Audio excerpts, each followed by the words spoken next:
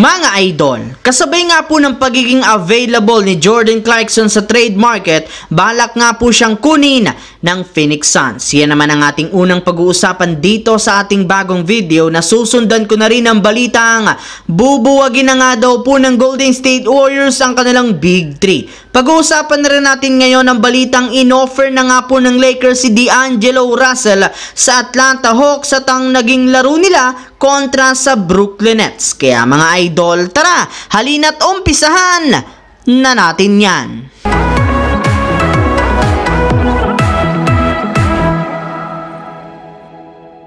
Naibalita ko na nga po sa inyo mga idol noong nakaraan na bagamat maganda ang ipinapakitang laro ngayon ng Utah Jazz, plano para naman nga po ng kanilang team na gawing available si Jordan Clarkson sa trade market. Sa katunayan, kasalukuyan na nga po nila itong ipinang o-offer sa ibang koponan, gayong gagamitin nga nila ito upang makakuha ng magagaling na players at draft pick para sa kanilang future. At base nga sa pinakahuling inilabas na balita, isa nga po sa mga nabanggit na koponan na balak kunin si Clarkson ay walang iba kundi ang super team ng Phoenix Suns na nangangailangan ngayon ng at least isang player na magpapalakas ng kanilang bench at makakatulong sa kanilang Big 3. Para nga po sa inyong kaalaman, nag-average nga si Jordan Clarkson ng 17 points per game na may kasamang 5.2 assist na maaari nilang gamitin bilang bagong guard na magpapalakas ng kanilang opensa off the bench. Samantala, pumunta naman tayo sa ating pangalawang storya sa usap-usapan ngayong bubuwagin na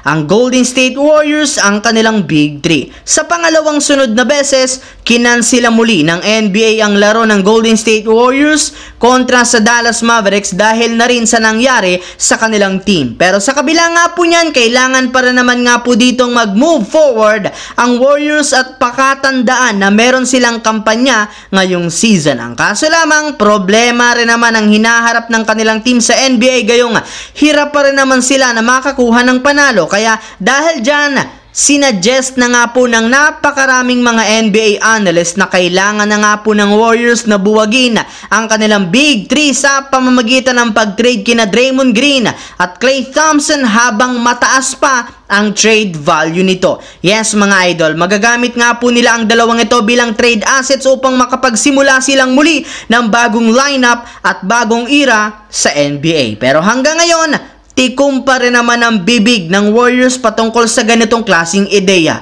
Habang dumako naman tayo sa ating huling pag-uusapan sa balitang inoffer na ng Lakers si D'Angelo Russell sa Atlanta Hawks at ang naging laro nila kontra sa Brooklyn Nets. Bago pa man magsimula mga idol ang laban ng Lakers kontra sa Nets, binulgar na nga po ni Jovan Bohan ng The Athletic, inoffer na nga ng Lakers si D'Angelo Russell kasama si Jalen Hood-Schifino at dalawang future draft picks sa Atlanta Hawks upang makuha lamang nila si DeJounte Murray. Yes mga idol, tama nga po ang inyong narinig.